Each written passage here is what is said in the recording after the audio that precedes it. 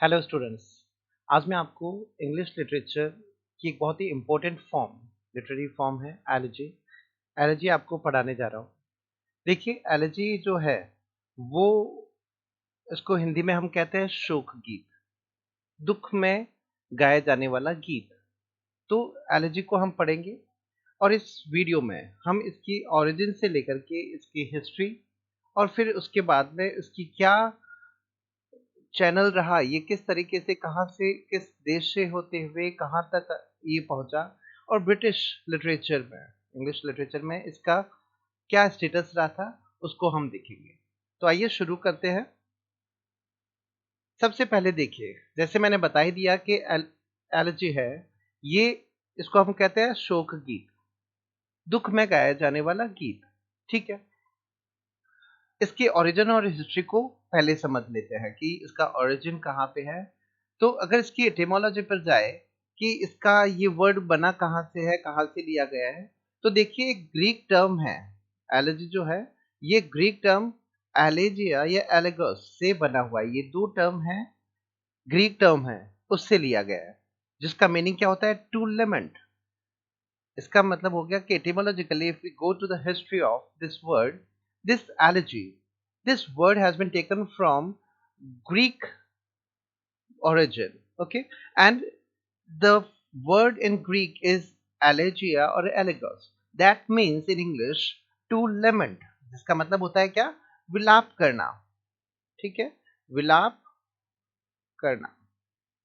अब विलाप करना है तो ऑब्वियस है कि किसी के या तो दुख में है, किसी की मृत्यु पर है, कोई कुछ खो जाने पर है, या किसी का पर्सनल कुछ ट्रेजेडी हो गई है उस पे है, या कोई बीते हुए समय पे है जो आपको बहुत याद आ रहा है, तो उस पे भी हो सकता है। इसके बारे में जो ये इंपॉर्टेंट फैक्ट्स है वो हम अब देखेंगे। तो ग्रीक लैंग्वेज में इसका क्या अर्थ होता है, विलाप करना या शोक मनाना। ठीक, ग्रीक और रोमन लिटरेचर था, उसमें इसका मतलब क्या होता था, कोई भी एक लिरिक, कोई भी एक ऐसा lyric that is written in elegiac couplet. अब इस दो टर्म हो गई, एक तो लिरिक हो गया और दूसरा हो गया एलेजियक कपलेट। अब लिरिक का मतलब क्या होता है कि कोई भी ऐसा एक तरीके से सॉन्ग जो किसी म्यूजिकल इंस्ट्रूमेंट के साथ में गाया जा सके, वो लिरिक होता है। ठीक है, और एलिजाइक कपलेट क्या होता है, इसको अब जानना बहुत जरूरी है। तो यहां पर यह भी समझ लेना चाहिए कि यहां पे जो इसकी हिस्ट्री पर जाए तो we will find that elegy is only that sort of lyric that is written in elegiac couplet. Here the writer did not mean anything regarding lamentation or sorrow. इसका दुख या विलाप से कोई लिंक नहीं था। Any lyric written in elegiac couplet is called elegy. इसमें इस elegiac couplet में लिखी जाने वाली कविता को elegy कहा जाता था। इसका दुख से, विलाप से कोई संबंध नहीं था। इस अब elegiac couplet क्या हो गया, कपलेट का मतलब दो दो पंक्तियों की कविता हो गई, दो लाइन हो गई, दो पंक्तियां हो गई, है ना, दोहा हो गया।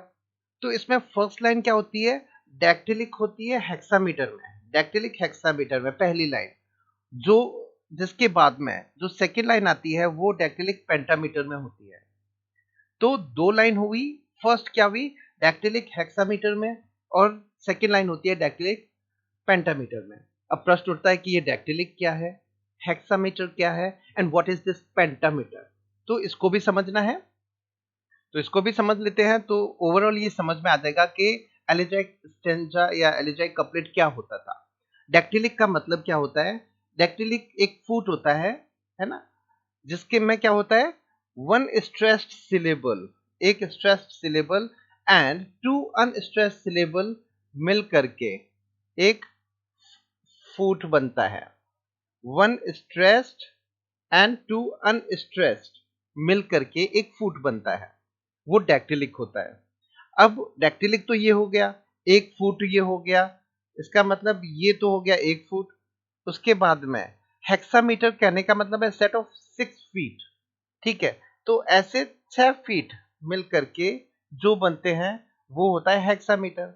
और सेम यही डैक्टिलिक कि अगर 5 फीट मिल जाते हैं तो वो होता है डैक्टिलिक पेंटामीटर। तो इस फॉर्मेट में लिखे जाने वाली कोई भी कविता that used to be called elegy, वो एलिजी कहलाई जाती थी।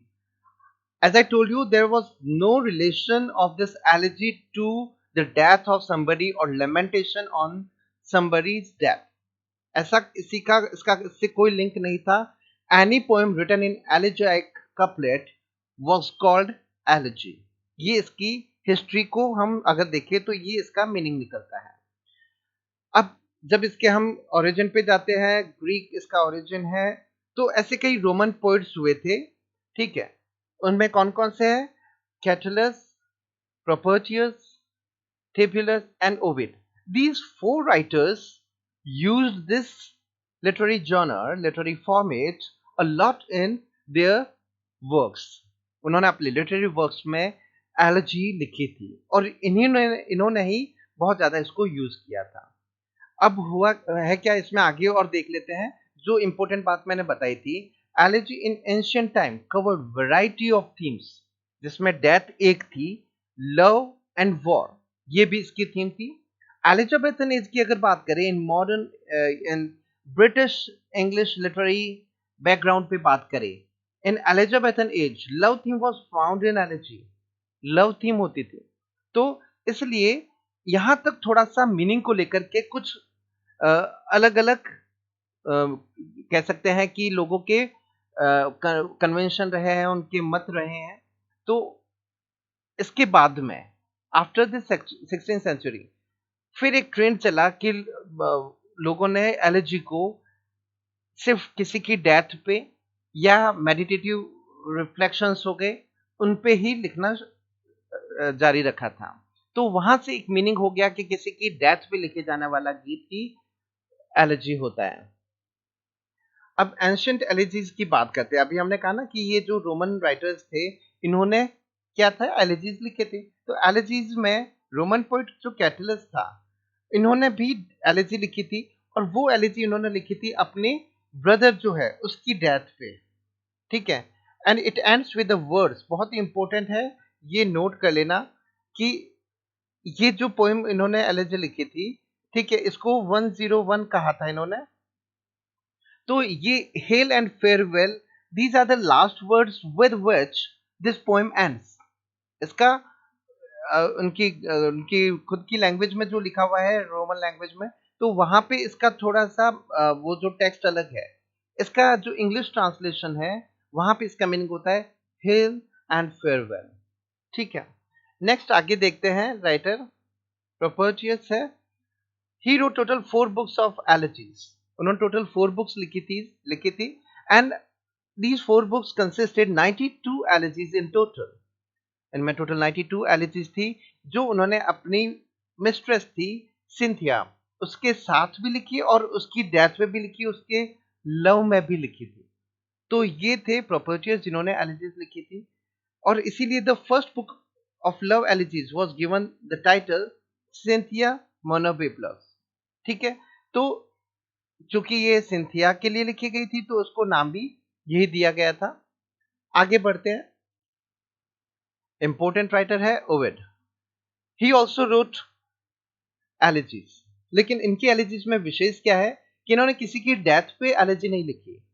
ही was a very famous poet. First of all Metamorphosis जो है इनकी बहुत ही, मेटामॉर्फोसिस बहुत ही फेमस इनकी वर्क है। But he was given exile by king Augustus और इनको एक्साइल दे दिया गया था। वहां एक्साइल में इन्होंने कुछ कविताएं लिखी थी और ये इस एक्साइल को बहुत ज्यादा वो बुरा मानते थे और उनको लगता था कि this is no less than death to him. उनके लिए मृत्यु से ये कम नहीं था, क्योंकि वो एक अच्छे राइटर, वो मिस कर रहे थे अपने ओरिजिन को, अपने बर्थ प्लेस को, उनको मिस कर रहे थे, अपनी लाइब्रेरी को मिस कर रहे थे। तो इन्होंने कुछ एलिजीज लिखी थी। तो इनके कलेक्शन की बात करें तो ट्रिस्टिया एंड एपिस्टोला एक्सपोंटू, ये इनके उस दुख को, तकलीफ को, डेसोलेशन एंड डेस्पेयर, उसको रिप्रेजेंट करते हैं। अब देखिए ट्रिस्टिया जो है इसमें क्या है, उन्होंने अपने ही एक्साइल को में जो उसका डेस्पेयर था, सॉरो था, उसको उन्होंने एक्साइल के डेस्पेयर को शो किया है और उसको मृत्यु के समान माना ही इस एक्साइल को। और ट्रिस्टिया का मतलब ही क्या होता है? लेमेंटेशन। तो वर्ड से समझ में आ जाएगा, अगर हमें इसका सही वर्ड पता है, अर्थ पता है, तो इसका मतलब होता है लेमेंटेशन। और इन्होंने अपनी एक्साइल को ही एक तरीके से डेथ माना था। अब आगे बढ़ते हैं। नेक्स्ट जो इनका वर्क था वो था एपिस्टुला एक्सपोंटो। ये कलेक्शन है लेटर्स का जो उन्होंने ब्लैक सी पे लिखे थे। और again this is the lamentation, or we can say the expression of his sorrow that he felt when he was living in exile. He spent 10 years there till his death. He stayed there. So, this is again a work of his elegy. अब आगे बढ़ते हैं allergy के बारे में और present status को बात करते हैं कि यहां से रोमन ग्रीक इस बैकग्राउंड से जब ब्रिटिश लिटरेरी होराइजन पे इस एलर्जी को देखा जाता है, वहां पर इसको क्या कहा जाता है? This is just a poem of serious meditation on a tragic event. किसी भी ट्रेजिक इवेंट पे जो serious reflections of once mind is composed in the form of elegy, or this is a poem to lament the death of someone loved। कि आपका कोई बहुत ही परिचित व्यक्ति है, this might be your friend, your family member, or anybody who is very close to you। So on his or her death, if you write something, that is called elegy। ठीक है। ST. Coleridge ने इसकी definition दी है। इसकी definition को भी हम एक बार देख लेते हैं, कुछ बेसिक एसेंस इससे निकल आएगा। So let's read out the definition given by S T. Coleridge. Elegy is a form of poetry natural to the reflective mind. ठीक है, this is very natural to the reflective mind. It may treat of any subject but it must treat of no subject for itself, but always and exclusively with reference to the poet, as he will feel regret for the past and desire for the future. So, sorrow and love became the principal themes of the elegy. Elegy represents everything as lost and gone, and absent and future. अब कुछ important बातें हुई। sorrow, regret for the past, desire for the future, and then theme of elegy, sorrow and love are the theme of elegy. Elegy presents everything as lost and gone, absent and future. So this is the definition that S.T. Coleridge gave for elegy, कि ये एक reflective mind का work होता है, क्योंकि this is quite natural to human beings. In elegy a poet expresses his regret for the past। यहाँ पे death का रेफरेंस नहीं है, पर past that is gone, that is bygone। So you regret over the time, the good time that has gone, and you wish for the good time in future again। So sorrow and love can also be the major themes of elegy। So whatever is lost and gone, you regret over that, and this is what makes a this is what makes an elegy। Now what is dirge? इससे relevant एक term और आती है dirge। ठीक है, ये terms हमें याद रखनी है। It is quite similar to elegy. ये एलिजी के समान ही होता है जो किसी की डेथ पे लिखा जाता है, लेकिन डिफरेंस क्या है? एलिजी की जो लेंथ होती है in comparison to elegy, dirge is somewhat less formal and very short in size. ये अगर पंक्तियों के में कहा जाए कि एलिजी जितनी पंक्तियों में लिखी जाती है तो उससे काफी ये शॉर्ट होती है और लेस फॉर्मल है, क्वाइट इनफॉर्मल ये होती है, और ज्यादातर गाए जाने के लिए लिखी जाती है। तो डर्ज में और एलिजी में डिफरेंस क्या हुआ? थीम दोनों की सेम है, that both are written on the death of somebody, but this is shorter in comparison with elegy, and this is less formal also, and this is written to be sung only. गाए जाने के लिए ये लिखी जाती है। आगे बढ़ते हैं। Threnody. Threnody is quite equivalent to dirge. Dirge के जैसा ही है टर्म ये। नेक्स्ट है मोनोडी। मोनोडी से देखो मतलब ही मोनो का मतलब सिंगल है। ये भी एलिजी की तरह है, डर्ज की तरह, but it is the utterance of a single speaker. ये किसी सिंगल स्पीकर के एक्सप्रेशन का इसमें वर्णन होता है। मिल्टन की जो लिसिडस है हैज द सब टाइटल मोनोडी, उसमें लिसिडस अमोनोडी लिखा हुआ है, and the elegy bye Matthew Arnold जो है, जो उन्होंने एच क्लाउ के लिए लिखी थी, यानी Thyrsis, this is also given the subtitle a monody. तो ये बस डिफरेंस क्या हो गया, there is only a single speaker और utterance of a single speaker in the poem, this is called monody। एक और इंपॉर्टेंट टर्म देख लेते हैं, कॉमर्स अगर पूछ लिया जाता है एग्जाम में कि कॉमर्स क्या होता है, ये एथेनियन ट्रेजेडी ही है, तो इसको कॉमर्स नाम दिया गया है। This is a song of lamentation, Athenian tragedy. Athenian जो ड्रामास लिखे जाते थे, ट्रेजेडी होती थी, उसमें जो लेमेंटेशन का सॉन्ग था, दैट इज कॉल्ड कॉमर्स। आगे बढ़ते हैं, काइंड्स ऑफ एलिजी। देखिए, एलिजी दो तरीके की होती है, personal elegy and impersonal elegy. व्यक्तिगत और गैर व्यक्तिगत एलिजी होती है। पर्सनल एलिजी जो किसे कहते हैं उसको देख लेते हैं। पर्सनल एलिजी नाम से ही पता चल जाता है, ऐसा शोक गीत, ऐसी elegy that is written for the on the loss of somebody who is very close to you, either your family member or your relative or your friend. So this is called a personal elegy. So in a personal elegy, the poet laments the death of some close friend, relative or family member. ऐसा व्यक्ति जो आपका परिवार का सदस्य है, या आपका मित्र है, ठीक है, या आपका संबंधी है, उसकी मृत्यु पर आपको बहुत दुख होता है, and that sorrow turns out in the format of an elegy, and this is called personal elegy. जैसे मिल्टन के लिसिडस है। Now Milton wrote this elegy, this is called personal elegy, and again this can be categorized as an as a person pastoral elegy also. So it was written on the death of his friend, इनके एक friend थे Milton के, Edward king. Edward king, he was his friend at Cambridge, तो उनके Cambridge के दोस्त थे। So he drowned somewhere in Irish Sea. So on his death, Milton wrote this Lycidas in the format pastoral elegy। ठीक है, तो pastoral elegy, और हम कह सकते हैं ये पर्सनल एलिजी का एग्जाम्पल है। Now let's see what is impersonal elegy. Impersonal elegy क्या होती है, तो इम्पर्सनल एलिजी में क्या होता है, a writer expresses his grief over the bad condition of human destiny or some grim aspect of human life around him। उसको लगता है कि जो उसके चारों तरफ का जो जीवन है वो बहुत ही ज्यादा दुख से भरा हुआ है। एक हम कह सकते हैं दुख से भरा हुआ माहौल चारों तरफ फैला हुआ है, तो उस पर राइटर अपना दुख व्यक्त करता है। there is nothing hope all around in his life, तो उसको व्यक्त करता है। या फिर कहते हैं कि ह्यूमन डेस्टिनी दुख से भरी हुई है, तो एक बहुत ही पेसिमिस्टिक व्यू ऑफ लाइफ है, वो इम्पर्सनल एलिजी में एक्सप्रेस होती है। But this is not a subjective poem, ये ऑब्जेक्टिव एलिजी है।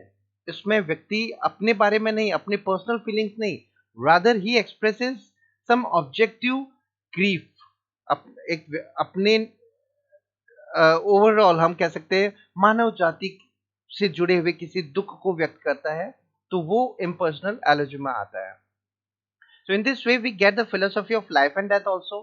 हम कहते हैं कि ये दुख क्यों होता है, इंसान के साथ में ही ऐसा क्यों होता है, इंसान को तकलीफ क्यों मिलती है।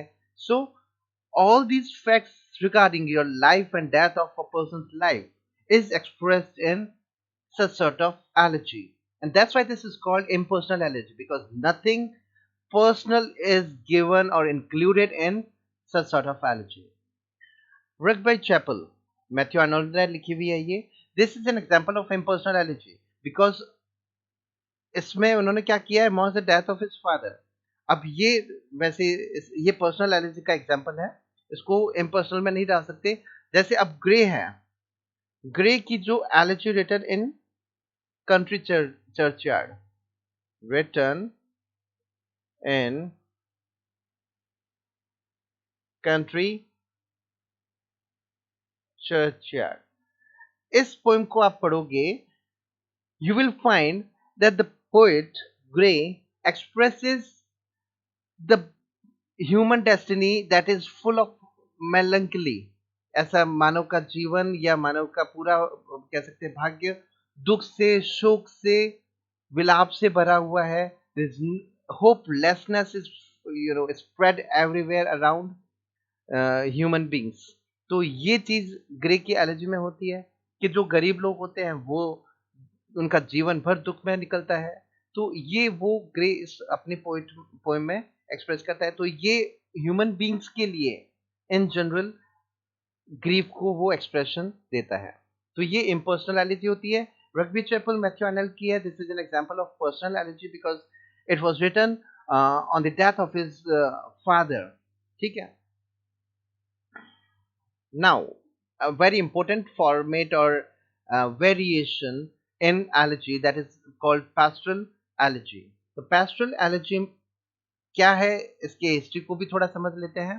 In this poem, the poet and the deceased are represented as shepherd. इसमें जो कविता लिखने वाला और वो व्यक्ति जो मर गया है जिसके लिए कविता लिखी गई है, both persons are represented as shepherds. And this poem, this sort of poem, है ना, या कह सके ये जो फॉर्मेट पूरा था पोएट्री का, this format was introduced by Sicilian Greek poet Theocritus. Theocritus ने इसको इंट्रोड्यूस किया था कि इस तरीके से भी पेस्टोरल एलेजी लिखी जा सकती है। वर्जिल की एक्लॉग है जो फिफ्थ है। It was written in the first century BC. It is the most famous model of pastoral elegy. ये भी काफी फेमस पेस्टोरल एलेजी है। और इसकी अगर हिस्ट्री की बात करें तो there are two persons, Mopsus and Menalcus. These two persons grieve over the death of their friend and fellow poet, जिसका नाम क्या है, Daphnis. उसकी डेथ पे वो अपने विलाप करते हैं, शोक करते हैं। बट इसमें इन तीनों को सेफर्ड्स के रूप में वो अपने आप को रिप्रेजेंट करते हैं, है ना। और it came to England and continued as a major theme during 19th century. ये जो पेस्टोरल एलेजी है ये इंग्लैंड में खूब लिखी गई थी 19th सेंचुरी में। इंग्लिश पेस्टोरल एलेजीज में एक इंपॉर्टेंट एग्जांपल है मिल्टन का लिसिडस, शेली की एडोनिस, है ना, और आर्नोल्ड की थेरेसिस। ये इंपॉर्टेंट पेस्टोरल एलेजीज के एग्जांपल्स हैं। ये एक एक पॉइंट को आप नोट कर लेना because these are the very common questions that are may be asked. Example जैसे एडोनिस दे दिया कि उसके सामने लिख दिया कि किस तरीके की पोएम है, तो मैचिंग करने में ये पूछा जा सकता है। तो हर एक पोएम किस तरीके की पोएम है ये भी आपको पता होना चाहिए। अब देखते हैं पेस्टोरल एलेजी में ये वर्ड बना का है। तो ये पेस्टोरल है ना, it comes from the Greek word pastor that means to graze. गायों को चराने का काम होता है ना, तो चराना क्या हो गया, ये होता है पेस्टर। इसी से the person who grazes cattle is called the person shepherd. तो ये जो ग्रेजिंग का काम करते हैं, टेंडिंग एनिमल्स, ये काम करने वाला शेफर्ड है, वहां से ये टर्म ली गई है। उससे जुड़े हुए जो भी वर्क है वो पेस्टरल हो गया, एक तरीके से एडजेक्टिव बन गया। The form was prominent among the ancient Greeks. Greeks ने ये काफी वर्क इस पे किया था, पेस्टरल एलेजी पे। Theocritus was the very noted practitioner of this format. ठीक है, बहुत ही नोटेड प्रैक्टिशनर थे। और रोम में भी इसका अगर एग्जांपल देखिए तो वर्जिल ने इस पे खूब काम किया था। अब पेस्टरल एलेजी के इंपॉर्टेंट फैक्ट्स को हम देखते हैं। इसमें क्या होता है, जो डिसीज्ड पर्सन है, जो सब्जेक्ट ऑफ द पोएम है, that is represented as a shepherd. ये सारे इंपॉर्टेंट है। डिसीज्ड और the dead person is a shepherd. As a convention the poet who is a shepherd invokes the muse और mythical deity. Poem शुरू होती है तो जो पोएट है जो अपने आप को शेफर्ड बताता है और अपने जो फ्रेंड या आप कह सकते हो फैमिली मेंबर या अपने कोई भी फेलो पोएट हो गया जो उसको भी शेफर्ड करके रिप्रेजेंट करता है, और उसकी डेथ हो जाने पर वो म्यूजेस को इन्वोक करता है ना। तो ये हो गया इसका सेकंड हम कह सकते हैं convention. Third, the whole nature joins the shepherds in the morning. Now, shepherd is a part of nature. So when shepherd is, surrounded by grief or sorrow, the whole nature joins the shepherd in his lamentation. तो उसके death पे जब shepherd विलाप करता है तो पूरा प्रकृति मानो उसके साथ मिल जाती है दुख में, और पूरी प्रकृति में दुख फैल जाता है। तो this is the third convention.